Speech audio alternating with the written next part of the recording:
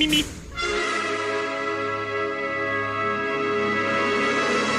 Mimi. Silence.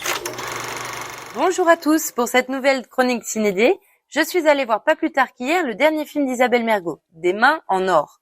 Figurez-vous que j'ai été un peu surprise de savoir que c'était elle la réalisatrice et pour cause, je la connaissais en réalité que par son rôle de chroniqueuse un peu nunuche là, à la télévision. J'avais oublié qu'elle avait réalisé d'autres films comme Je vous trouve très beau ou Et enfin veuve, qui avaient eu un petit peu de mal à rencontrer leur public.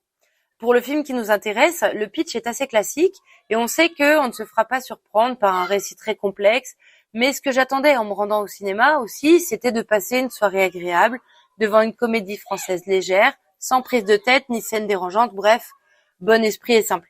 J'ai pas été déçue.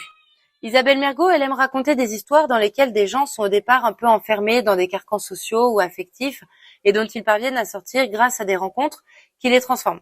Donc voilà l'histoire. François, futur académicien, est un écrivain célèbre, avec une épouse chirurgienne, un cercle d'amis de haut rang. Sa vie serait un bonheur parfait s'il ne souffrait pas d'un terrible mal de dos qui empoisonne littéralement son existence.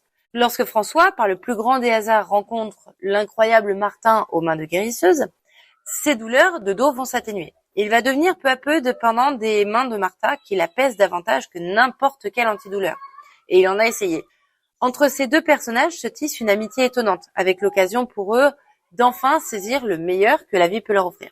Alors oui, soyons clairs, c'est pas le film de l'année. Mais cette comédie se laisse regarder et surtout, on essaye d'imaginer la joie sur le plateau au moment du tournage de certaines scènes. On sent que l'équipe clairement a dû aussi bien s'amuser et on en rit avec eux de bon cœur. Une anecdote que je souhaitais vous raconter, c'est comment est venue l'idée de ce film. Figurez-vous qu'Isabelle Mergo a eu à régler un gros problème de jambes et après avoir consulté tout un tas de spécialistes qui finissaient par conclure finalement qu'elle somatisait, la réalisatrice est allée voir une guérisseuse.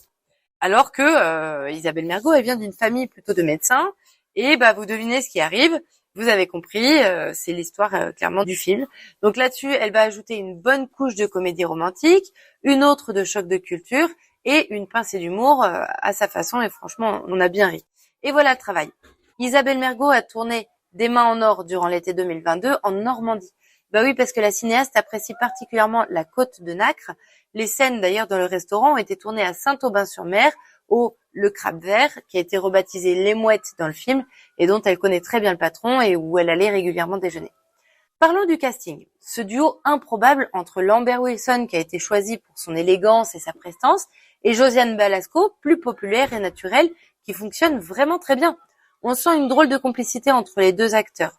Les seconds rôles sont aussi très pittoresques, mais honnêtement un peu trop caricatureux à mon avis. On se croirait presque sur une scène de théâtre, tant le jeu est par moments exagéré.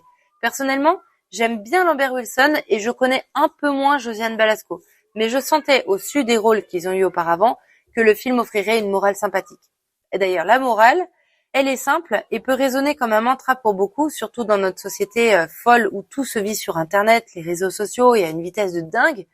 Vivez les choses plutôt que d'en parler. Vivez simplement. Et voilà, c'est sur ces belles et dernières paroles que je vais vous souhaiter une bonne fin de semaine et je vous dis à bientôt. Mimi.